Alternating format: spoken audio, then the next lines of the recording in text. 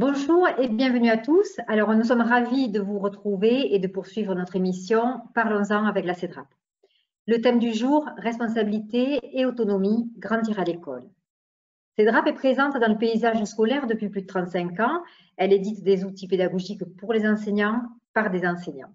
C'est donc tout naturellement qu'elle a créé cette émission, lancée au printemps dernier en direct au moment du confinement. Alors, les tables rondes passées ont traité des grands thèmes pédagogiques en lien avec l'actualité, comme par exemple l'école à la maison, l'apprentissage à distance, la double gestion de la classe, la différenciation pédagogique, la coopération en classe, l'importance de la confiance dans les apprentissages, enseigner est un jeu à deux, et enfin, coopérer entre adultes à l'école. Toutes nos émissions, bien sûr, vous pouvez les retrouver sur notre site cedra.fr. Donc aujourd'hui, le thème est autonomie et responsabilité, grandir à l'école. Donc aujourd'hui, avec nous, 3 invités à qui vous avez pu envoyer vos questions sur le thème du jour et que nous sommes ravis de recevoir. Alors, je vais commencer par présenter donc Sylvain Connac. Vous êtes enseignant-chercheur spécialisé dans les sciences de l'éducation et les pédagogies coopératives. Vous êtes l'auteur de Enseigner sans exclure, la pédagogie du colibri et la coopération, ça s'apprend. Vous étiez d'ailleurs avec nous pour une émission en juin dernier pour nous parler de la coopération à l'école.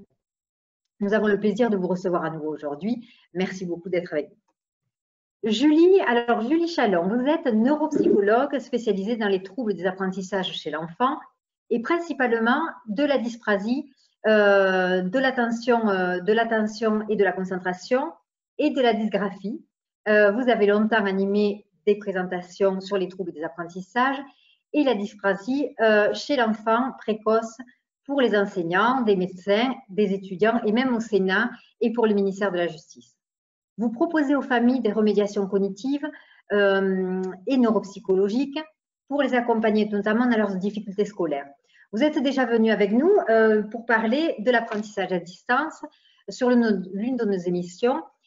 Bienvenue et merci d'être venu ce soir pour cette émission. Enfin, Bruce de Mogé-Bost, vous êtes professeur des écoles, diplômé en psychologie et en sciences de l'éducation. Vous avez participé à l'ouvrage Les pédagogies freinées, origines, valeurs et outils pour tous, sous la direction de Sylvain Connac d'ailleurs. Et vous alimentez un blog en ligne, Le Petit Abécédaire de l'école, sur lequel vous partagez de nombreuses ressources, astuces et conseils. Bienvenue et merci d'être avec nous aujourd'hui pour partager donc votre vision de terrain auprès de vos élèves. Donc, le thème du jour aujourd'hui, responsabilité et autonomie, grandir à l'école. Alors, nous avons partagé ce thème en 3 parties, donc pour essayer de répondre aux questions que vous nous avez envoyées. Alors, les 3 thèmes seront, on va essayer d'abord dans un premier temps de définir l'autonomie, parler ensuite de la responsabilité, et puis enfin, bien sûr, tout ça en découle sur grandir à l'école autour de l'autonomie, de la responsabilité, bien sûr, puisque ce sont les 2 grands thèmes de la soirée. Alors, sur l'autonomie, peut-être que je peux laisser une première la parole à Sylvain pour essayer de nous définir, finalement, peut-on définir l'autonomie dans son terme? Oui, merci Sandra, merci de manière plus large de croiser nos regards et nos avis sur ces questions-là à caractère pédagogique. Alors, la notion d'autonomie, elle a surtout été travaillée par un collègue professeur des universités qui s'appelle Philippe Fauré, en sciences de l'éducation, et qui, en tant que philosophe, donne des repères qui me paraissent particulièrement intéressants sur cette notion d'autonomie telle qu'elle est très souvent utilisée dans les écoles, les collèges et les lycées. La première chose, c'est qu'il définit l'autonomie comme une capacité à pouvoir se diriger soi-même. Voilà. Et donc, le contraire de l'autonomie, d'après ses travaux, ça serait un état de minorité. Voilà. Et ce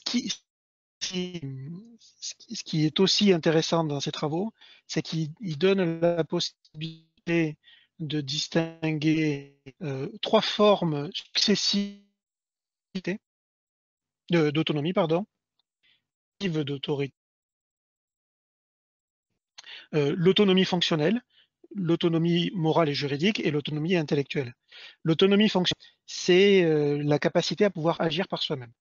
Voilà. Quand un élève arrive à, sans demander toutes les 30 secondes de l'aide à un camarade ou à un adulte, on peut dire qu'il a développé des formes assez avancées de cette forme d'autonomie. Mais ce n'est que le degré 1 de l'autonomie. Il en existerait donc deux autres. La deuxième, donc, ça serait l'autonomie morale et juridique. Et celle-là, elle se définit comme étant la capacité à pouvoir choisir par soi-même. Et notamment, choisir entre faire ou ne rien faire. Ou choisir entre des voies d'activité d'apprentissage différentes, mais en pouvant s'appuyer à la fois sur ses intentions, ce que l'on veut obtenir, et puis ses expériences passées. Là, elle est beaucoup plus sophistiquée que la seule autonomie fonctionnelle, parce qu'elle demande de faire des choix par rapport à des éléments qui ne sont pas forcément très clairs pour les enfants qui font ces choix-là. Et puis le troisième niveau d'autonomie, qui est de mon point de vue le plus ambitieux, c'est ce qu'il appelle l'autonomie intellectuelle, c'est la capacité à pouvoir penser par soi-même. C'est-à-dire la capacité à, par exemple, ne pas être systématiquement d'accord avec le dernier qui a parlé. Ça se traduit par des sortes d'habitudes mentales que moi j'ai eu la chance de développer avec Michel Tozzi sur la philosophie avec les enfants, qui consiste à dire ce qu'on pense, mais avant de vouloir dire ce qu'on pense, de faire l'effort intellectuel de penser ce que l'on dit pour travailler la dimension raisonnable et rationnelle des propos que l'on veut soumettre à la sagacité des autres. Voilà. Et donc, on voit bien là qu'on touche 3 niveaux d'autonomie, que ces 3 niveaux, malheureusement, ne sont pas tous travaillés à l'école. Julie, est-ce qu'il y a des fonctions particulières qui permettent l'autonomie, justement? Est-ce qu'en tant que neuropsychologue, justement, on retrouve des fonctions qu'on doit activer ou qui existent pour justement qu'il y ait une certaine autonomie des enfants ou des élèves? Alors, pour qu'un élève soit autonome à l'école, il a besoin principalement de deux choses. Il a besoin du langage et de la perception visuelle. Donc, on va dire qu'à l'école maternelle, on va surtout développer le langage. Enfin, c'est une des principales capacités pour accéder à l'autonomie, c'est de pouvoir parler et de communiquer avec l'autre. Et ensuite, à l'école primaire, on va développer le langage, mais également, on va utiliser la perception visuelle, l'analyse de ce qu'on perçoit visuellement pour faire. Et donc, quand un enfant va manquer d'autonomie à l'école au niveau du primaire, c'est souvent, enfin, on peut se poser la question de savoir s'il n'a pas une difficulté à analyser ce qu'il perçoit visuellement, et ça sous-entend que derrière, il peut peut-être y avoir un trouble des apprentissages qui s'appelle la dyspraxie. Et le trouble des apprentissages, la dyspraxie, est un trouble des apprentissages qui est pas très connu aujourd'hui. On en entend parler, mais on ne sait pas forcément ce que c'est exactement. Et les enfants qui sont dyspraxiques, c'est des enfants qui ont un bon niveau de langage, qui vont bien parler, qui vont beaucoup négocier pour justement faire comme ils ont envie de faire. Et quand on arrête de parler, ils ont parfaitement compris ce qu'il faut faire. Et on leur dit, ben maintenant on arrête de parler et on passe à l'action. On va faire l'exercice dans l'espace de la feuille. On va utiliser ses mains pour aller jusqu'au bout de la tâche. Et là, en fait, ce sont des enfants qui vont des fois être un petit peu perdus et pas savoir comment faire pour aller jusqu'au bout de la tâche. Et souvent, les personnes qui ne connaissent pas la dyspraxie vont des fois confondre avec un trouble de l'opposition, parce que c'est des enfants qui vont avoir du mal à obéir, parce que obéir, c'est faire ce qu'on nous demande de faire, et la dyspraxie, c'est une difficulté au niveau du faire, alors que ce n'est pas du tout des enfants qui sont désobéissants ou qui ont des troubles de l'opposition. C'est vraiment, en fait, ils ont du mal à faire et ils n'arrivent pas à aller jusqu'au bout de la tâche.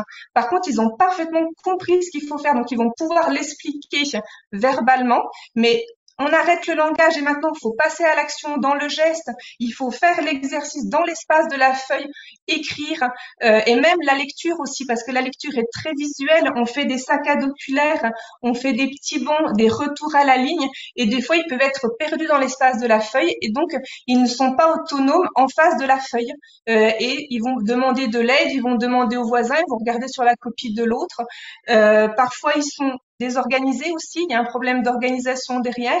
Il y a les stylos qui tombent, ils vont ramasser le stylo, ça avance pas. L'enseignant revient et quand il regarde ce qu'a fait l'élève, ben ça n'a pas beaucoup avancé alors qu'il avait parfaitement compris ce qu'il faut faire. Donc je pense que je suis très contente aujourd'hui de pouvoir parler de la dyspraxie parce que je pense qu'il y a des élèves qui ont des difficultés d'autonomie parce qu'ils sont dyspraxiques et parfois on pense que c'est un problème de comportement et un trouble de l'opposition que l'enfant ne veut pas faire, qu'il est fainéant, alors qu'en fait il n'est pas fainéant, c'est qu'il ne sait pas comment s'y prendre. Et il va beaucoup négocier verbalement pour faire comme il a envie de faire, donc on a l'impression qu'il est un petit peu provocateur également. Alors, on a essayé de définir l'autonomie. Là, vous nous avez parlé des fonctions, mais est-ce que c'est inné ou est-ce que c'est acquis, l'autonomie? Ben, moi, je pense que c'est un petit peu des deux. C'est forcément inné parce qu'on est avec une intelligence, mais également, on va la développer par les rencontres qu'on va faire en s'exerçant. Donc, c'est également acquis et justement, on peut progresser et on peut mieux faire, on peut mieux parler. Et c'est en faisant et en refaisant et en s'entraînant et en rentrant dans le labeur et dans la répétition qu'on va pouvoir s'améliorer. Mais il y a forcément une base innée, mais il y a aussi beaucoup d'acquis. Bruce, vous nous aviez parlé d'une situation qui illustrait un petit peu justement tout ce que nous dit Julie par rapport avec une activité qui était faite avec un de vos élèves, je crois, qui avait du mal à résoudre une activité, un exercice. Peut-être que vous pourriez nous en parler. Oui, bah c'était dans le cadre de la discussion sur la place de l'enseignant dans l'aide à l'élève et la manière dont on peut l'amener à développer son autonomie, sachant que ça reste toujours paradoxal, hein, soit autonome, ça ne fonctionne pas en soi.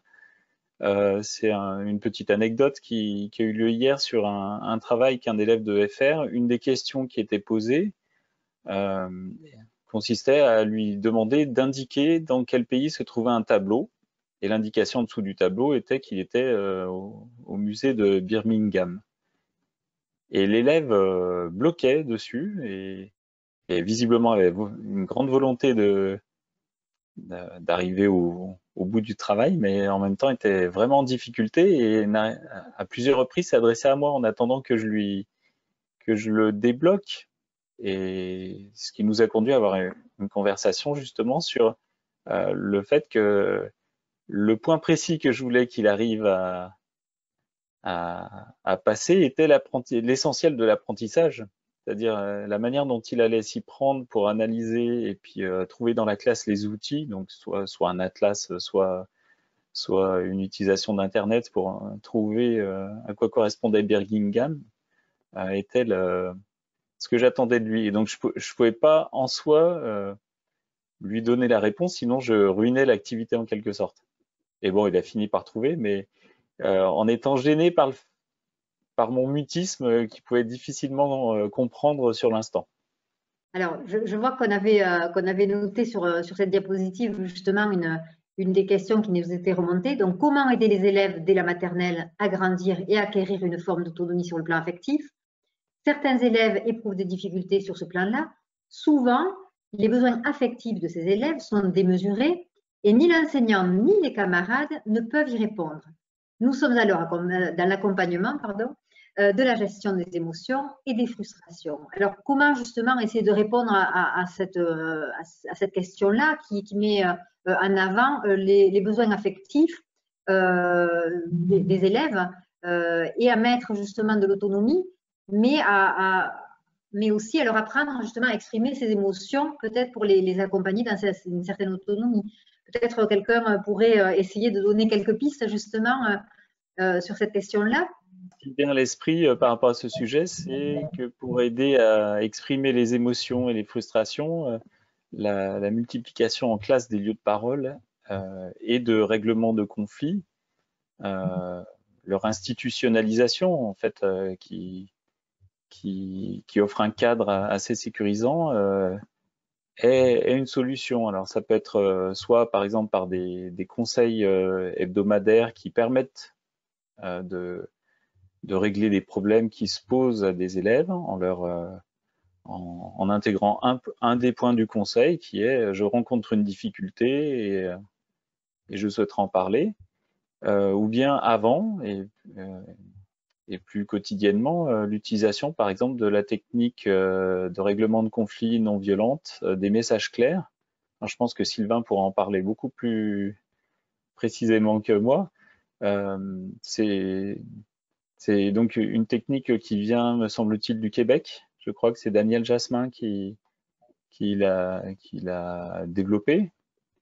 Et donc qui permet aux élèves qui rencontrent une difficulté vis-à-vis d'un camarade de s'adresser à ce camarade d'une manière assez assertive en fait, c'est-à-dire en restant factuel et en ne se laissant pas envahir par les émotions, pour expliquer leur mal-être, les raisons de leur mal-être et puis les possibilités qu'ils voient à la résolution du problème. Et ensuite de donner la parole à l'autre élève qui intervient aussi et qui prend sa place dans ce conflit. Et une fois que c'est mis en place, ça fonctionne bien.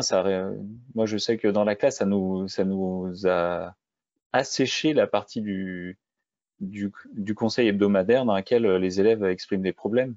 Parce qu'un des critères pour en parler en conseil maintenant, c'est d'abord en avoir parlé à la personne directement.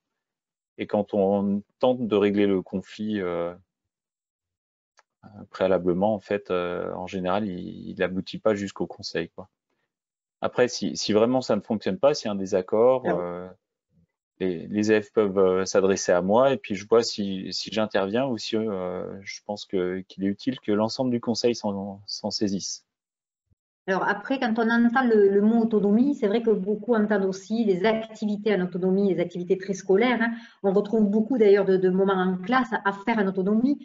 Sylvain, est-ce que ça peut être un piège pour les enseignants justement, ce terme de on fait une activité en autonomie, voilà, quel pourrait être le piège pour les enseignants de trop d'autonomie ou peut-être pas assez, je ne sais pas, en tout cas en termes scolaires, activités scolaires? Pour moi, c'est pas un piège pour les enseignants, c'est plus des défauts de compréhension de ce qu'on entend par autonomie. Très souvent, on associe autonomie à agir seul, alors que c'est pas ça du tout. Et les exemples donnés par Julie et Bruce le montrent bien. On peut être autonome en travaillant avec un adulte. On peut être autonome en s'appuyant sur une technique qui a été institutionnalisée dans une classe. Le principe de l'autonomie, c'est d'arriver à trouver des ressources qui me permettent d'agir et d'aller au bout de mes projets. Et la meilleure façon, quand on est face à des difficultés, de dépasser ces obstacles-là, c'est justement de ne pas rester seul. Il y a une grosse différence entre l'autonomie et l'indépendance. L'indépendance, c'est le refus de toute forme de relation, alors que l'autonomie, c'est l'acceptation au moment opportun des relations qui me permettent d'agir par moi-même. Et là, il y a des différences énormes, parce que une autonomie comprise comme étant un pouvoir d'agir seul, ça a été malheureusement étiqueté par les recherches sur le sujet comme étant doublement problématique. Déjà parce que on retrouve les dérives de ce qu'on pourrait appeler un néolibéralisme excessif, qui consisterait à dire aux élèves ce dont Bruce parlait tout à l'heure, sois autonome, une forme d'injonction paradoxale. Deviens l'entrepreneur de toi-même. Autrement dit, la phrase souvent qui est utilisée, c'est débrouille-toi. Débrouille-toi. Mais quand on est face à une difficulté, arriver à se débrouiller seul, ça devient encore plus difficile. D'où l'importance des étayages. Et le souci de cette forme-là d'autonomie, devenir l'entrepreneur de soi, c'est que ça s'apparente complètement à un abandon des élèves. Et c'est une véritable dérive qui explique une bonne partie de l'augmentation des écarts qui peuvent exister à travers la forme scolaire. Et le deuxième problème qui est associé aux conceptions erronées de l'autonomie, elle a été pointée du doigt par les grands sociologues de l'éducation en France. Je pense notamment aux collègues de Paris 8, hein, Jean-Yves Rochex, Elisabeth Bautier, Stéphane Bonnery, voilà, toute cette équipe-là, ils ont pu mettre à jour que les situations d'autonomie que l'on propose à des élèves qui n'ont pas la possibilité de disposer d'étayage sont source d'énormément de malentendus socio-cognitifs. C'est le terme qu'ils utilisent. C'est-à-dire que les élèves privilégient l'action à l'activité intellectuelle. Et ils donnent plus d'importance à ce qu'il faut faire qu'à ce qu'il faut apprendre. Et donc, ils ont l'impression qu'en ayant réussi l'exercice ou abouti à une production qui était attendue, ils sont dans les attendus scolaires. Alors qu'en fait, pas du tout, puisque ce qui est attendu à l'école, outre le fait d'avoir réussi des exercices et outre le fait même d'avoir obtenu des bonnes notes, c'est le fait d'avoir appris quelque chose. Et ça, Elisabeth Bautier et Roland Guagou ont donné un nom à ce phénomène-là qui voit des élèves réussir à l'école et qui montrent qu'ils sont particulièrement autonomes. C'est ce qu'ils appellent des postures de secondarisation. C'est-à-dire voir derrière ce qu'on nous demande de faire, d'ailleurs une consigne d'un exercice par exemple, voir en priorité non pas ce qu'on doit faire, mais ce qu'on doit apprendre. Et il parle de secondarisation parce que on va chercher dans un plan second ce qui est prioritaire. Et on pourrait se dire, mais comment ça se fait que ce qui est prioritaire, c'est pas ça qui fait l'objet de la consigne? Mais parce que ça paraît justement évident. L'exemple assez célèbre que donne mon collègue Stéphane Bonnery, c'est celui d'Amidou, à qui on demande de colorier une carte de France en fonction des côtes, du relief, des altitudes. Et donc il s'applique, il le fait très bien, et à la fin, il a une belle carte de France. Mais quand arrive l'évaluation, l'enseignante, bien évidemment, ne lui donne pas la carte de France, elle lui donne la carte d'Espagne.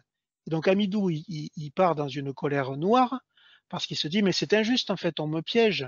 Et l'enseignante, elle dit, mais non, mais c'était évident que ça allait pas être la carte de France, parce que l'objectif, c'est pas d'apprendre à dessiner sans dépasser et utiliser les bonnes couleurs. L'objectif, c'était de maîtriser le relief. Et quand Stéphane demande à l'enseignante, mais pourquoi vous l'avez pas dit aux élèves? Ben, la réponse coule de source, ben, parce que c'était évident. Mais sauf que ce qui est évident pour nous en tant qu'adultes et en tant qu'enseignants qui avons un peu au moins réussi à l'école, ne l'est a priori pas pour un élève, un enfant sur deux à l'école. C'est pour ça que toutes ces pédagogies de l'autonomie sont extrêmement risquées, et à tel point que j'ai tout un tas de collègues qui en viennent à dire qu'en éducation prioritaire, pas d'autonomie et beaucoup d'intervention et d'étayage de la part des adultes. Ce que moi je conteste en bonne partie. Hein. Voilà. Alors quand on a préparé le thème du jour, au début, on s'est dit c'est peut-être très difficile de séparer l'autonomie de la responsabilité. Donc, ce qui va nous amener à la diapositive suivante, parce qu'effectivement, les deux sont très liés, l'autonomie et la responsabilité. De la même manière qu'il y avait plusieurs types d'autonomie, Sylvain, vous parliez de plusieurs types de responsabilités, peut-être pour arriver justement sur cette diapo. Donc, on les a notés, hein, la responsabilité à soi, aux autres et collective. Je vous laisse la parole peut-être pour introduire justement ce qu'est la responsabilité et ce qu'en découle de l'autonomie finalement. Oui, une des manières justement de contourner les problèmes qui sont posés par trop d'autonomie à l'école, c'est de susciter la responsabilité des élèves. Alors, la définition que l'on peut donner à cette notion un peu abstraite, c'est la responsabilité, ça serait une capacité à pouvoir réguler son propre comportement. C'est la notion de régulation en fait, régulation interne qui est derrière cette idée de responsabilité. Et elle joue à trois niveaux. Il y aurait une responsabilité individuelle qui consisterait à assumer vis-à-vis des autres les choix que l'on a pris individuellement.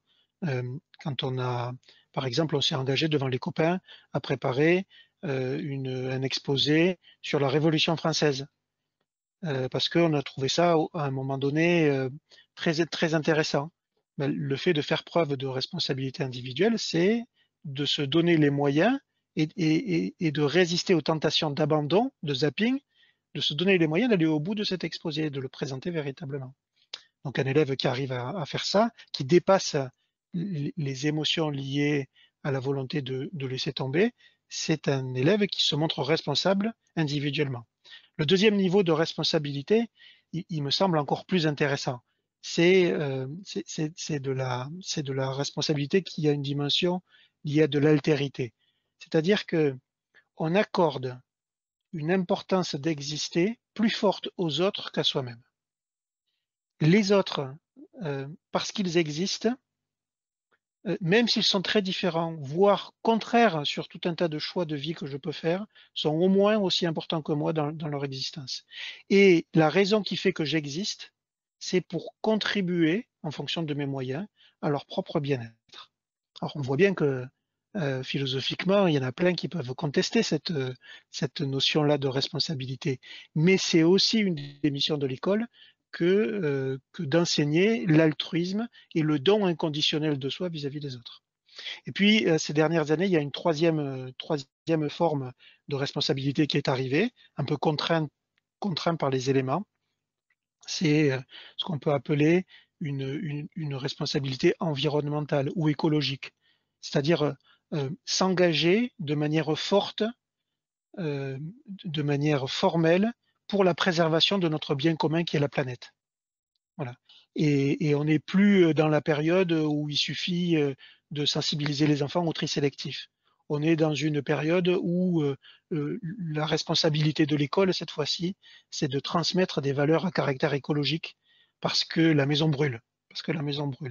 Et on doit passer à une écologie d'action et pas uniquement de surface.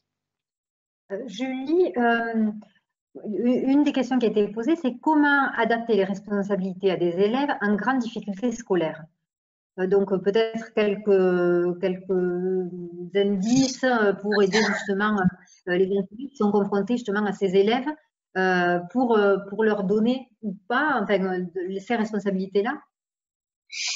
Ben, c'est pas facile. Je pense qu'un enfant qui est en grande difficulté scolaire, déjà, il faut comprendre pourquoi il est en grande difficulté scolaire, hein. Et pour ça, c'est vrai que l'enseignant, il est assez démuni. Dans ces cas-là, il faut proposer aux parents, les rencontrer et expliquer aux parents que à l'école c'est compliqué et d'aller chercher qu'est-ce qui se passe, pourquoi cet enfant a des difficultés. Et dans ces cas-là, les parents, justement, il faut peut-être qu'ils deviennent responsables aussi de leur enfant pour les envoyer voir des personnes à l'extérieur, faire des bilans, essayer de comprendre ce qui ne va pas pour faire en sorte que le groupe classe fonctionne le mieux possible face à un enfant qui est en grande difficulté et également pour pouvoir lui proposer des responsabilités qu'il va être capable de faire parce que quand on est en grande difficulté, on n'est pas forcément en grande difficulté partout et donc il faut savoir quels sont les points forts et les points faibles de l'élève pour lui proposer des responsabilités qu'il va être capable de faire et enfin je me dis c'est pas forcément bien pour l'enfant, pour l'estime de soi, si on lui propose des responsabilités, s'il n'en est pas capable, parce que par rapport à son handicap ou à sa difficulté, il ne va pas pouvoir les mettre en place. Donc, je pense que l'enseignant, il a besoin de comprendre comment fonctionne l'enfant si cet enfant est en grande difficulté. Et dans ces cas-là, il y a des professionnels à l'extérieur qui peuvent aider. Alors après, moi, je suis sur les troubles des apprentissages.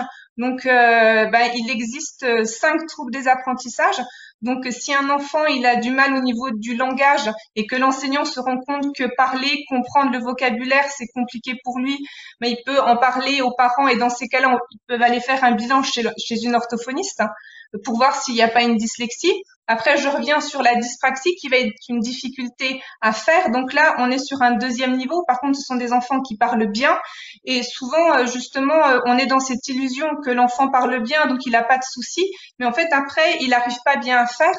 Donc là, dans ces cas-là, c'est la psychomotricité. Et il y a également l'orthopsie. J'insiste beaucoup sur l'orthopsie parce que l'orthopsie, c'est remboursé par la sécurité sociale, alors que malheureusement, la psychomotricité, ça ne l'est pas. Et les orthoptistes travaillent sur les difficultés au niveau de la perception visuelle. Ils font de la gymnastique des yeux.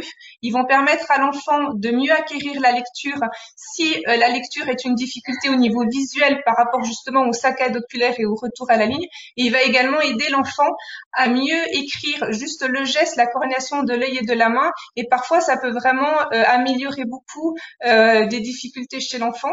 Après, ils peuvent avoir aussi des difficultés au niveau du calcul, hein, avoir une dyscalculie. Donc, dans ces cas-là, c'est l'orthophoniste aussi qui fait tout ce qui est autour du calcul. Après, il y a les troubles de l'attention et de la concentration.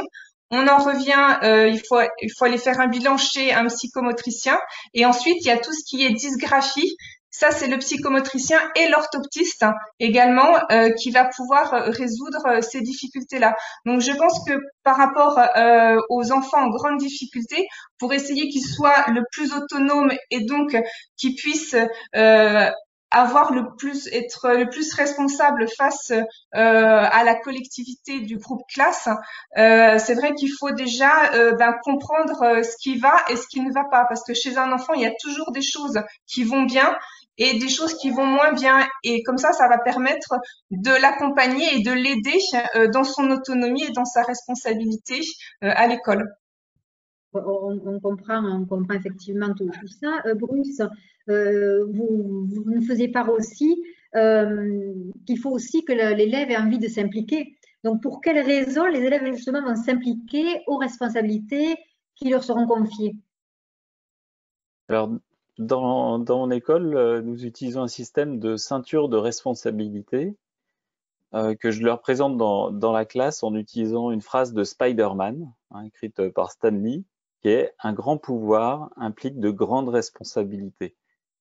Et donc, nous avons un système qui est coordonné de couleurs de ceinture que les élèves peuvent demander, qui sont discutées en conseil et qui sont acquises progressivement. Alors, c'est un outil qui est issu de la pédagogie institutionnelle et qui nous permet de gérer les droits des élèves en lien avec les capacités dont ils ont fait preuve.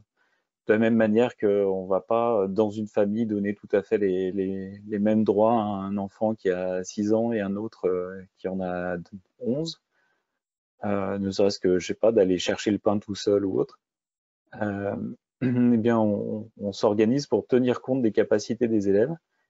Donc, en fonction de ce dont ils se sont montrés capables, et puis donc leur comportement, le respect des règles, leur investissement dans les activités, ils ont la possibilité de bénéficier de droits particuliers qui sont en lien avec ça. Par exemple, un élève qui nous montre que même si on le regarde pas, il ne va pas changer de comportement, il va pas se mettre à faire n'importe quoi, qu'en cas de problème, on peut avoir confiance en son témoignage. Du coup, obtient par exemple la possibilité de jouer pendant la récréation à l'intérieur au baby-foot sans être directement sous le regard des adultes en permanence. Voilà, c'est un petit exemple parmi d'autres. Alors, je vois que parmi les questions, il y avait aussi, en termes sur la responsabilité, peut-on la supprimer pour sanctionner, en ajouter pour récompenser? Donc, se servir vraiment de la responsabilité pour une certaine autorité, finalement, à mettre sur les élèves. Alors, peut-être Sylvain ou une prise de parole là-dessus? Je reprends là ce qu'expliquait Bruce avec les ceintures de comportement responsable. C'est le fait d'obtenir une couleur de responsabilité, c'est effectivement une sanction, mais au sens noble du terme, au sens de la médaille. Une médaille est une sanction. C'est la reconnaissance d'un comportement, en fait, une sanction. Ce qui est intéressant là pour susciter des postures de responsabilité avec ces ceintures, au-delà de ce dont a parlé Bruce tout à l'heure, c'est le fait de laisser les enfants prendre l'initiative du changement de couleur. Voilà, que ce soit eux qui défendent leurs arguments devant le collectif de la classe. En conseil coopératif, souvent ça se passe. Hein. C'est-à-dire que les indicateurs de couleur, de comportement sont présentés à tous les enfants, mais il n'y a un changement de comportement que suite à un protocole très particulier, où d'abord c'est les enfants qui demandent pour eux, en disant voilà, j'ai bien étudié les indicateurs de la ceinture bleue par exemple, et puis je vous demande si je peux l'obtenir parce que je pense que. Et donc c'est à lui d'argumenter devant la classe. Ensuite, les enfants donnent leur avis, les copains donnent leur avis sur le fait de le côtoyer au quotidien. Mais donner leur avis, ça ne veut pas dire que c'est eux qui décident. Sinon, on favorise les phénomènes de copinage, où on ne va être d'accord qu'avec les copains et pas d'accord avec tous les boucs émissaires. Donc c'est l'adulte qui tranche, parce que l'adulte, lui, il a un niveau de responsabilité élevé dans la classe. Et ensuite, après, ce qui développe la responsabilité, c'est une période d'essai. C'est-à-dire que lorsqu'on obtient par l'aval du groupe, OK, on va voir ce que ça donne pendant 15 jours. Si effectivement on ne s'est pas trompé, parce qu'on peut être tout à fait sincère, mais au final, s'être laissé tromper par des signes extérieurs. Et à la fin, et c'est là où c'est véritablement une ceinture de responsabilité, c'est l'enfant qui demande, qui dit si au final il est d'accord de changer de couleur. Parce que comme le disait Bruce avec la citation là, de l'oncle de Peter Parker, c'est un grand pouvoir induit. Tu peux la répéter? Un grand pouvoir implique de grandes responsabilités. Voilà, un grand pouvoir implique de grandes responsabilités. C'est-à-dire le fait de changer de couleur de comportement responsable dans une classe, ça veut dire que vis-à-vis des autres, dans ce qu'ils voient de ce que je suis, je dois être encore plus responsable vis-à-vis d'eux. Et c'est le deuxième niveau de responsabilité dont on parlait tout à l'heure. Il en va de même sur un autre outil pédagogique qui permet d'aider les enfants à développer des habiletés responsables. C'est ce qu'on appelle les métiers dans la classe. Vous savez, le fait de laisser les enfants occuper un certain nombre d'activités dont ils sont les seuls garants dans la classe. Effacer le tableau, accueillir les personnes qui rentrent dans la classe, faire l'appel, enfin voilà, il y a tout un tas de métiers qui peuvent être confiés. Et souvent, on confond les métiers avec des services. Et la différence opératoire entre ces deux pratiques, c'est que les services, ils sont distribués par rotation. Souvent, il y a même ce qu'on appelle la roue des services ou la roue des responsabilités dans la classe, où à l'intérieur de la roue, il y a tous les services qui sont inscrits, et à l'extérieur de la roue, les prénoms des enfants de la classe. Et donc, on fait tourner la roue tous les lundis matins, par exemple, et c'est le hasard qui détermine qui va faire quoi pendant cette semaine. Alors, ça paraît très intéressant au niveau éducatif, parce que tout le monde fait tout et tout le monde participe à la vie de la classe. Mais c'est pas du tout responsabilisant, parce que quel que soit le sérieux et la manière avec laquelle on effectue son service, la sanction est toujours la même. À la fin de la semaine, la roue tourne. Il n'y a rien à assumer. Alors que avec la pratique des métiers, c'est différent. C'est-à-dire que ce sont les enfants qui proposent la création d'un métier. Une fois que ce métier a été validé par la classe, il est distribué auprès d'un enfant qui est volontaire pour l'avoir. Et il est confié par le groupe. Et ce métier-là est conservé aussi longtemps que possible, sauf deux situations. La première, c'est l'enfant qui a ce métier, il n'en veut plus, et donc il doit trouver les moyens de se faire remplacer par quelqu'un d'autre. Et la deuxième, c'est il le fait n'importe comment, il n'est pas du tout sérieux, et c'est la classe, à travers une décision du conseil par exemple, qui décide de l'en dessaisir. Et donc là, on a véritablement un outil de responsabilité parce que les enfants ont la possibilité de se construire une place d'utilité pour les autres dans le groupe. Et s'ils ne sont pas sérieux, la sanction, c'est qu'ils peuvent se dessaisir de cette responsabilité qui leur a été confiée. Alors, on a affiché la prochaine diapositive parce que finalement, on était déjà en train de conclure sur cette troisième diapositive qui est grandir à l'école. Vous parliez des métiers. Bruce, je sais que vous mettez en place des rôles d'intendant du jour, c'est ça? Donc, vous pouvez nous expliquer un petit peu justement quel est le rôle de l'intendant en classe? Alors, l'intendance, c'est un fonctionnement particulier par rapport aux métiers de la classe qui sont gardés, enfin qui sont. Alors on a une redistribution périodique des métiers, à peu près tous les 2 mois, mais c'est une distribution sur la base du volontariat. Après, j'ai pris des notes hein, et je vais, comme d'habitude, à chaque fois que j'entends Sylvain, ça va turbiner un petit peu. Il y aura peut-être des changements proposés dans la classe des jeudis, mais l'intendant du jour, donc c'est l'appellation vraiment interne à la classe dans dans l'ICEM 34 qui a nettement développé l'idée et le fonctionnement, c'est généralement appelé le président du jour. C'est un élève qui va pendant une journée se rendre particulièrement attentif au fonctionnement de la classe, à sa prise en charge, qui va aussi donner accessoirement un grand coup de main à l'enseignant et qui va pouvoir être en charge de beaucoup d'éléments liés à l'intendance, au fonctionnement. Moi, je sais que dans la classe, quand il y a l'intendant du jour, justement, va servir de facteur, entre guillemets, parce que il y a beaucoup d'échanges de documents, l'école est assez grande et il y a souvent des informations à faire passer aux autres classes. Et du coup, si c'est agi d'un métier qui durait pendant 2 mois, je pense que l'élève gagnerait de grandes compétences en marche et en course, mais pas en enfin, serait assez peu présent dans la classe. Donc quand il est intendant, il est quand même très sollicité de ce point de vue.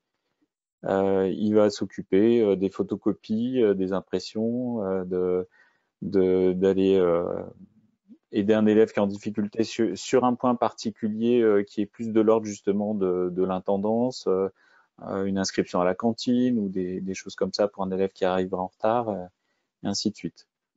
Et donc là, c'est un rôle qui tourne, mais qui tourne de manière, qui tourne de manière automatique, Sylvain.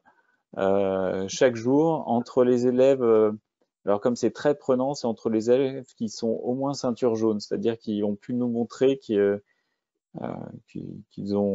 arrivent à rentrer quelque part dans le rôle d'élève. Les élèves qui arrivent dans la classe ont les droits de base de la ceinture blanche et à partir du moment où nous ont montré qu'ils pouvaient prendre certaines responsabilités, on les leur confie et la possibilité d'être intendant du jour en fait partie. Oui, nous, on distingue les métiers des fonctions. Et intendant du jour ou président du jour, comme Jean Le Gall du mouvement Freinet en parlait, c'est plus une fonction qu'un métier, parce qu'il y a énormément de pouvoir potentiel sur la vie de la classe. Et pour des raisons démocratiques, accorder trop de pouvoir à un seul enfant dans la classe, ça peut poser des problèmes à caractère éthique. C'est le cas, par exemple, de aussi un enfant qui devient président du conseil coopératif. C'est pas un métier, ça. C'est une fonction. Et pour des raisons démocratiques et d'éducation citoyenne, c'est intéressant, comme l'explique Bruce, que ça tourne pour que tous les enfants y aient accès. Alors qu'un métier, c'est intéressant que les habitudes puissent se construire sur le temps et donc que les enfants puissent les garder aussi longtemps qu'ils le souhaitent. Alors justement, Julie, quand on parle justement de tout ça, comment gérer les grands parleurs et les meneurs qui veulent justement s'accaparer la responsabilité et diriger les autres? Alors, c'est vrai que dans la classe, il peut y avoir plein de caractères différents au niveau des élèves et donc il faut réussir à créer une harmonie dans la classe. Et c'est vrai que les grands parleurs, des fois, peuvent prendre beaucoup de place et je vais toujours revenir à mon trouble des apprentissages que je trouve très intéressant, c'est la dyspraxie. La dyspraxie, c'est des enfants qui ont un très bon niveau de langage, donc le langage marche très très bien, mais c'est la perception visuelle qui va être moins bonne et donc la perception visuelle va entraîner une difficulté à faire et va entraîner un manque d'autonomie.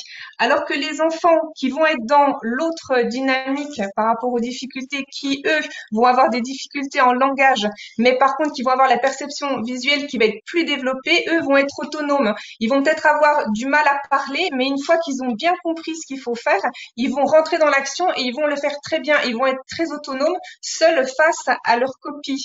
Alors que les enfants qui ont les difficultés dans l'autre sens, où c'est le langage qui est beaucoup plus développé que l'analyse de la perception visuelle, ils vont vraiment avoir du mal à rentrer dans l'espace de la feuille. Et à l'école, malheureusement, dans notre système scolaire aujourd'hui, eh bien, les contrôles sont par écrit quand même énormément. Et donc, il faut absolument rentrer dans cet espace feuille, dans cet écrit, dans cette organisation à l'écrit. C'est vrai que le langage, c'est très, très important, mais il y a également tout ce qui va être, maintenant, je m'arrête de parler et je m'organise à l'écrit.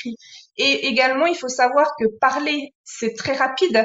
On va dire, par exemple, je veux partir en vacances, je l'ai dit en 2 secondes, mais après, on va justement rentrer dans la perception visuelle, dans l'organisation, et il va falloir s'organiser pour partir en vacances. Et parfois, ça peut prendre des fois 3 mois si on part très loin à l'étranger. Il faut faire des vaccins, il faut savoir, enfin voilà, il faut réserver des hôtels. Et c'est toute cette partie organisation qui va être difficile pour l'enfant dyspraxique, et il va pas trop savoir comment s'y prendre. C'est le comment faire qui est compliqué, et c'est là où il va y avoir un problème d'autonomie, surtout dans notre système scolaire, qui est quand même beaucoup où les contrôles sont les contrôles sont quand même à l'écrit. On sanctionne beaucoup plus, on fait des contrôles beaucoup plus à l'écrit qu'à l'oral. Alors, c'est vrai que vous avez parlé de l'hétérogénéité justement du groupe classe. Sylvain, est-ce qu'il faut obliger tous les élèves à participer à toutes les activités? Alors là, le titre de la diapositive, c'est grandir à l'école. Moi, j'ai envie de rajouter aussi le grandir par l'école, parce que rechercher l'épanouissement individuel des élèves, c'est une des fonctions de l'éducation. Mais c'est pas la seule, en fait. Il y a aussi la dimension d'acculturation. Et l'école a aussi des éléments, notamment de culture, à transmettre à toute une jeunesse. Et par l'intermédiaire de ces éléments de culture, les enfants vont pouvoir participer à leur propre élévation. Pour le dire autrement, les objectifs d'autonomie fonctionnelle, que les enfants arrivent à se débrouiller pour agir par eux-mêmes, ou des objectifs autour de la responsabilité individuelle. C'est pas des objectifs de l'école. C'est plutôt des moyens par lesquels les enfants vont pouvoir peut-être mieux apprendre ce qui est attendu par l'école. Mais la fonction peut-être centrale qui est attachée aux institutions scolaires, c'est de faire en sorte que les élèves s'approprient un certain nombre d'éléments de savoir, à partir desquels ils vont pouvoir se préparer à devenir de futurs citoyens éclairés. Donc, si la question c'est de se poser est-ce que les enfants doivent participer à toutes les activités, si ce sont des activités qui sont centrées sur l'appropriation ou la découverte de nouvelles notions qui vont viser à éclairer leur entendement, il n'y a pas le choix en fait. Ça ne se discute pas. Ça ne veut pas dire qu'il faut les attacher à leur chaise en essayant de les gaver des savoirs scolaires, hein, c'est pas ça.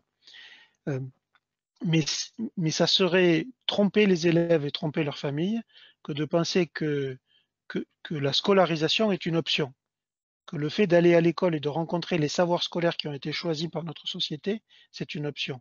Parce que le fait de se les approprier est une manière de travailler sa propre émancipation pour devenir un adulte qui va pouvoir s'affirmer et à son tour modifier la société dans laquelle on se trouve.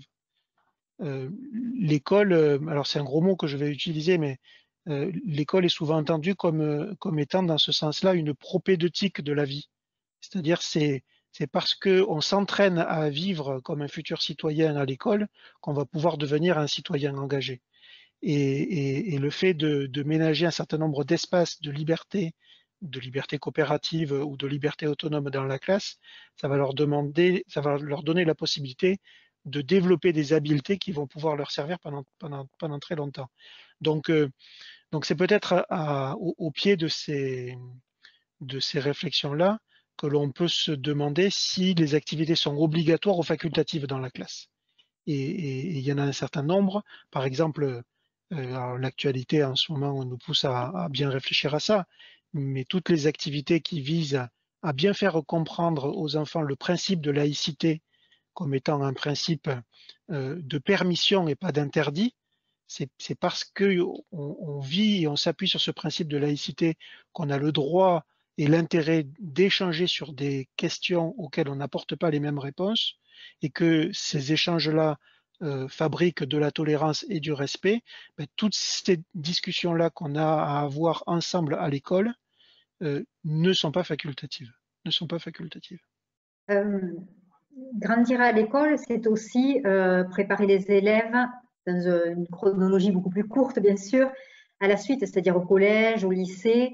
Je sais que Julie, vous étiez inquiète aussi de voir l'autonomie qui était donnée aux élèves justement quand ils grandissent à travers les écrans.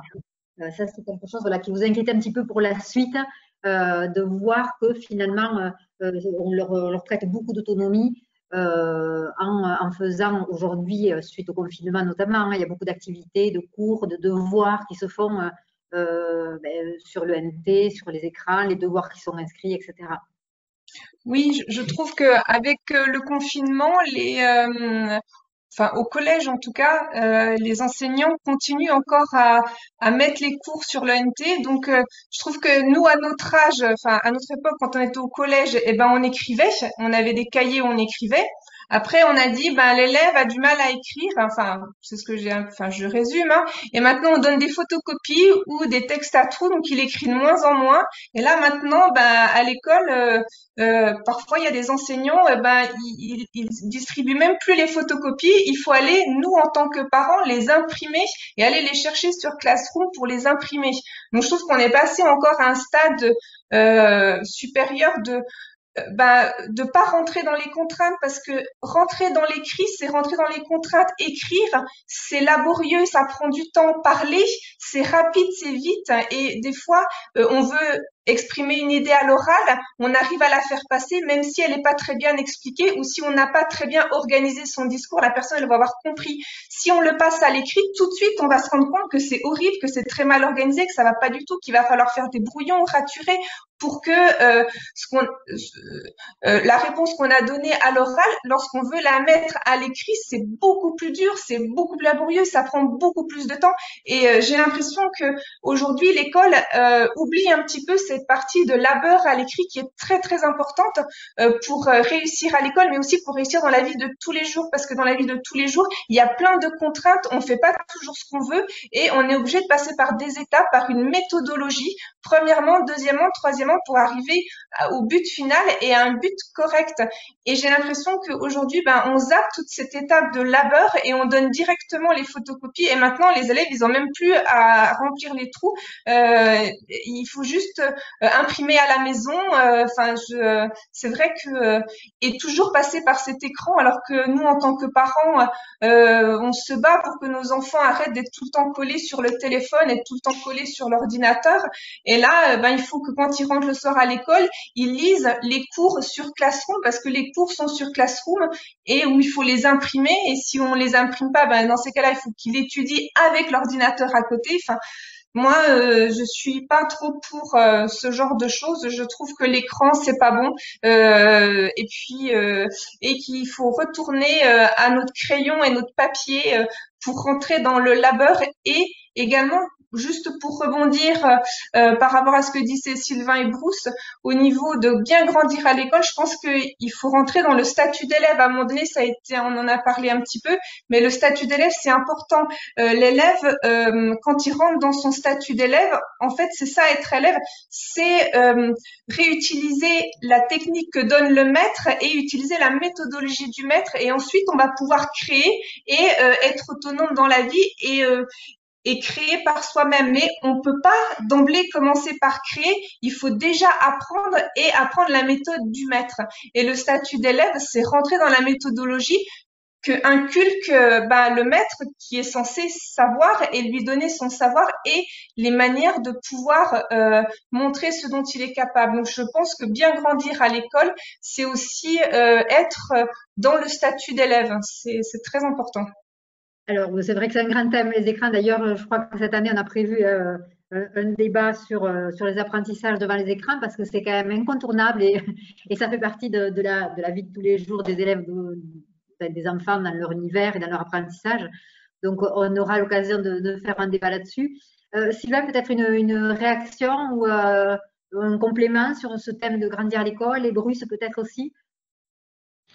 Ouais, je vais faire une passe à Bruce là parce que il est l'un des deux concepteurs de ce qu'on appelle en pédagogie les éditions Célestines. Et j'imagine que tu vas pouvoir expliquer justement comment des enfants peuvent être des auteurs de véritables livres uniquement à partir de situations où ils sont en autonomie, en coopération et en responsabilité. Alors, les éditions Célestine, c'est une édition qui a été montée dans mon école. Alors, on est plus que deux, hein. Il y a beaucoup en fait, beaucoup d'enseignants de l'école qui sont impliqués dedans et beaucoup d'élèves. En particulier Nicolas Vallot, un des collègues qui est très investi dans ces éditions. Alors, de quoi s'agit-il? Ce sont des petits livres qui sont réalisés par les élèves et qui peuvent être, en fait, qui sont écrits, corrigés, tapés, présentés dans un comité d'édition qui est composé d'élèves et puis animé par un enseignant, et qui, en fait, correspondent à des livrets de 8 pages imprimés sur une seule feuille A4. Il s'agit simplement de découper cette feuille et de la plier correctement pour avoir comme ça 8 pages. Ensuite, ils sont vendus par des élèves aux récréations et puis donc tirés à une vingtaine d'exemplaires chacun. On en donne une partie à l'élève en question, ce sont ses droits d'auteur, et puis ils sont vendus 10 centimes aux récréations, aux classes, aux élèves volontaires, par abonnement des fois. Ils sont même en rayon dans la bibliothèque du quartier. Voilà. Donc on a un site web qui s'appelle les éditions Célestine, donc on a du mal à mettre à jour, mais sur lequel on trouve des fichiers qui peuvent permettre sous différents logiciels de fabriquer des petits livres assez facilement.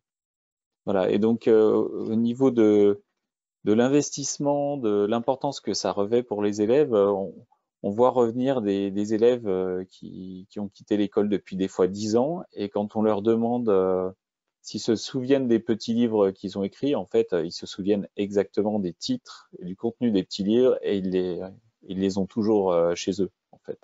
Quelque chose qui est vraiment marquant, ça représente un gros travail, un aboutissement. Écrire un petit livre, ça prend plusieurs semaines, et c'est vraiment au niveau de la fierté, du plaisir qu'ils peuvent avoir d'être auteurs, et puis de toutes les compétences qu'ils vont développer pour arriver à ce résultat, c'est vraiment très gratifiant pour tout le monde.